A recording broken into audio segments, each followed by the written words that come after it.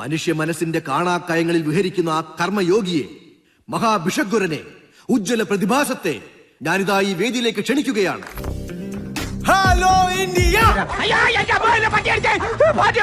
ലീന പറഞ്ഞത് ഈ അസുഖത്തിന്റെ പേര് ജിംനേഷ്യം. ജിംനേഷ്യം അല്ല, magnesium. Welcome to India speakers fashion show.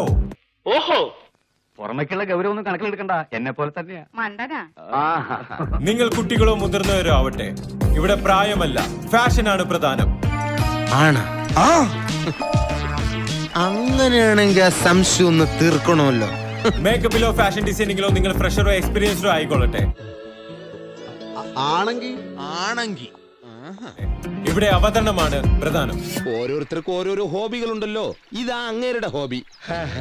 നിങ്ങൾ സ്ത്രീയോ പുരുഷനോ ട്രാൻസ്ജെൻഡറോ ആയിക്കൊള്ളട്ടെ, ഇവിടെ കഴിവാണ് മാനദണ്ഡം. അയ്യോ, അങ്ങനെ പറയരുത് പ്ലീസ്.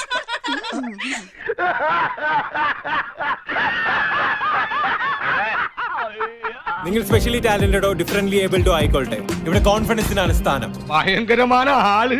അതെങ്ങനെയാ? കർത്താവ് അടിയുള്ളവരെ കൊണ്ട് അറിയാൻ പറയില്ലല്ല. കുട്ടേട്ടൻ്റെ ഒരു ഫോട്ടോ തരുമോ? എന്തിന്? പേഴ്സിൽ വെക്കാനാ. നിങ്ങളുടെ ഫാഷൻ മോഡലിംഗ് രംഗത്തേക്കുള്ള വൻ കുതിപ്പിന് ഒരു പക്ഷേ ഈ വേദിയായിരിക്കാം ആദ്യ ചൂട്. സത്യം പറഞ്ഞ ആശാന്റെ കഴിവ് വെച്ച് നോക്കുമ്പോ ആശാൻ ഈ ലെവലിലൊന്നും അറിയപ്പെടേണ്ട ആളല്ല, കുറച്ചും കൂടി ലോ ലെവലിൽ അറിയപ്പെടേണ്ട ആളാണ്.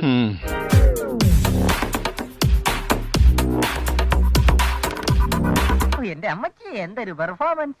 എവിടെ നിന്ന് കിട്ടി ഇതിനെ?